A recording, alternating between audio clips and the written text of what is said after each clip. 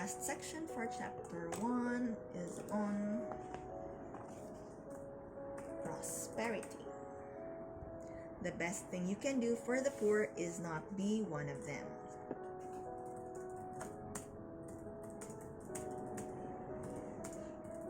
The best thing you can do for the poor is not be one of them. When it comes to money and prosperity, many people believe that all the positive thinking, hard work, and right attitudes will never make a scrap or difference to their ability to pay the bills at the end of the month. The fact is that your conscious and your subconscious thoughts are always creating results in your life, including determining how much money you have in the bank. Your prosperity or lack of it is a result of your thinking. Your mind and your belief system are what hold you right where you are, and your mind will keep you rich or poor depending on how you train it. What you think is what you get. Think poor, stay poor. Think rich, stay rich. Let's take our friend Fred, who believes that he will always be struggling to pay his bills. Fred only applies for low-paid jobs because that is where he figures he belongs. He mixes with people who are in his economic bracket because that is where he feels comfortable. His friends confirm his belief that life is tough and change is impossible. Fred's entire family have similar attitudes to money and the inevitability of the lack of it. As we get from life largely what we expect, and Fred expects to be short of cash, that is what he gets. Because he has a program on his brain cells that says you never have any money, Fred. Whenever he gets some spare cash, he goes and spends it. Subconsciously, he thinks this feels a bit strange. Having spare money like this, I had better buy something and get myself back to my normal state. Broke. Through his self-talk, Fred confirms that money problems are a necessary part of life. He says to himself, I'll never have any money because I never got a good education. If good education was important in getting rich, more university professors would be millionaires. Many highly educated people stay broke, and many people with little education get very wealthy. Fred may reason, I've got the wrong job to become wealthy. But plenty of people get themselves an extra job in order to get start in life. Others change jobs. Time may be the key. Fred may reason that he doesn't have enough time to get wealthy. Well, Fred, we each have all the time there is. That is 24 hours in every day. Nobody gets any more or any less. Fred may say that he's too young or too old, or that he has a wife to think of, or that he doesn't have a wife to support him, or that he has too many kids. Yet, if he looks closely, he will see people creating their own financial prosperity while dealing with any combination of the above. Fred may argue that he would like to be prosperous, but that he doesn't want to work himself into the ground. Again, we can find thousands of people who work long hours and stay poor. Equally, there are many who work respectable hours and get rich.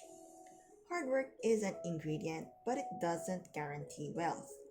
If you have your head down plucking chickens in a factory 10 hours a day, plucking more chickens won't make you much better off. At some stage, what you will need is a change of strategy. I make no judgments here. Money is neither good nor bad. Money is just money. Fred, or anybody else for that matter, may be perfectly happy as he is. The point is, though, that Fred's circumstances are self-created. If he ever decides to change, he can achieve his goals.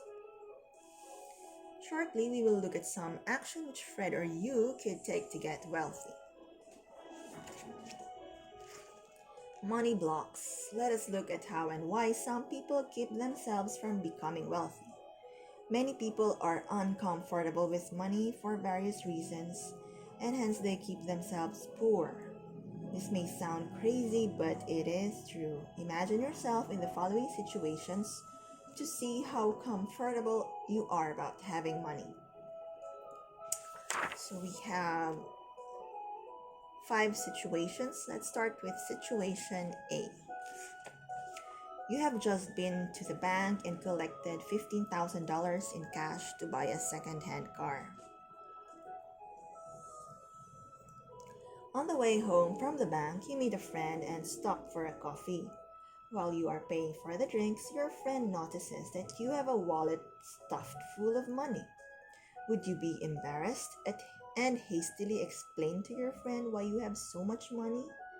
Or would you feel perfectly comfortable in carrying the money and explain nothing? In order to make money or save it, you need to be comfortable with it.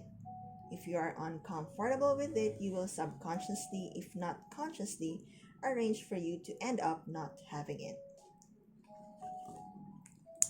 So for situation A, the question is, would you feel comfortable in carrying the money and explain nothing?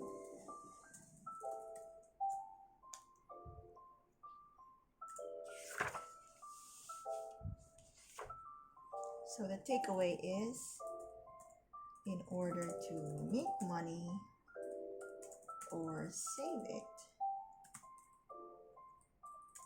you need to be comfortable with it. Situation B. You meet somebody at a party who, matter of fact, mentions without boasting that money is so easy to make, he has it coming out his ears. How do you feel about the person and the comment? To be wealthy, we need to feel good about other people being prosperous. If you have any deep-seated ideas that rich people are not nice, then you will keep yourself poor because you would not want to hate yourself, would you?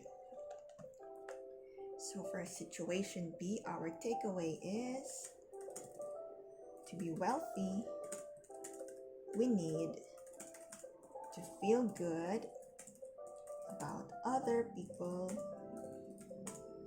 being prosperous.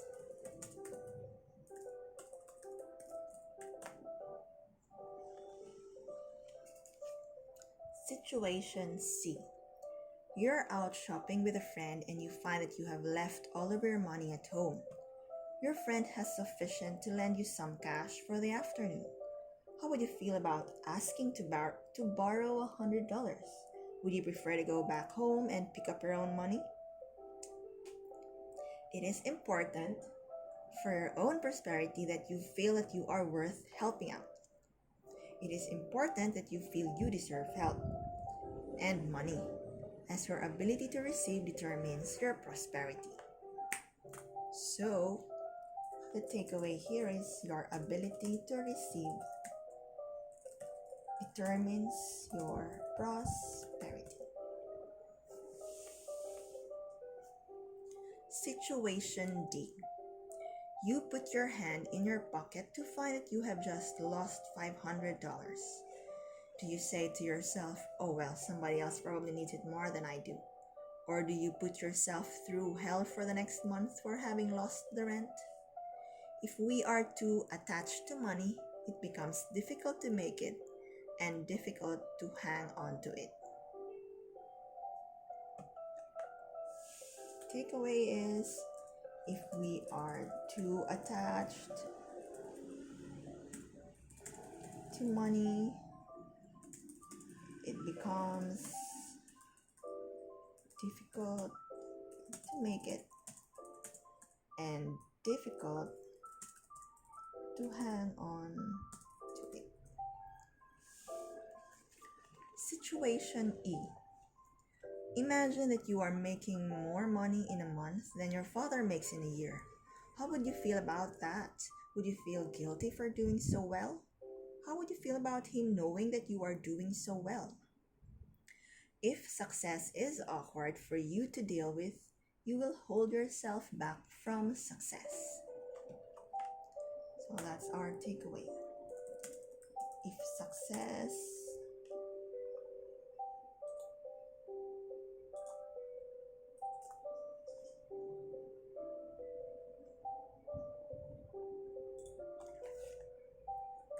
is awkward for you to deal with,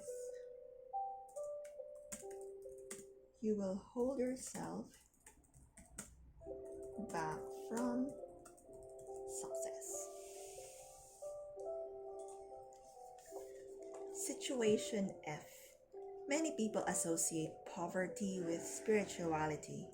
Their idea is that it is virtuous to be poor. How do you think God would feel on finding out that you are making $500,000 per year? Do you think he would say, "What a greedy pig"? Or do you think he would say, "Good luck to you, you must be doing something right"? Prosperity and freedom from want demonstrate that we are balanced as individuals. The spiritual texts encourage us to give to the poor, not join them in their poverty. So our takeaway is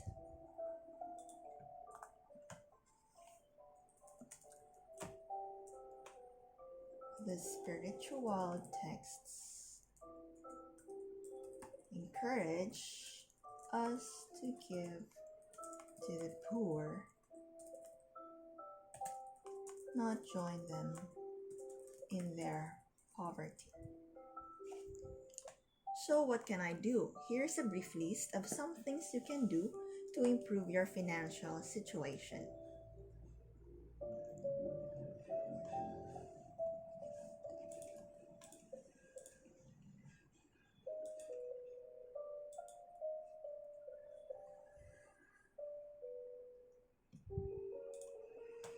Decide to be prosperous and commit yourself to putting in the necessary effort. Effort is very important, but it must be in combination with the right attitude and belief system. Number 2, save first and spend what is left. Poor people do the opposite. They spend first and figure they will save later. Wealth is largely a matter of having a plan and then sticking to it. Number 3, observe wealthy people. Spend some time around someone who is doing well. Find out what the difference is between him and you. Pick out the positive, attractive points. Be objective. Watch him closely.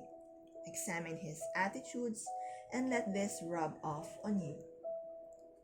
Number 4, ask for some help. You may be surprised how much people are prepared to help you when they see that you are serious about helping yourself. Knowing how to ask for help aids our ability to receive. Number 5, constantly reaffirm to yourself that you deserve prosperity. Number 6, spoil yourself occasionally. A part of the process of becoming financially independent is realizing that you can afford to spoil yourself. Also, as you enjoy the money you have, you gain incentive to make more. Number 7, make plans and set goals. Number 8, continually stretch your belief system as to what is possible for you to achieve. There are hundreds of books and online courses available on personal success. If you get one good idea from a book or a download, then the time and money spent were worth it. Number 9, always carry some money for 3 reasons. First, you will feel more prosperous.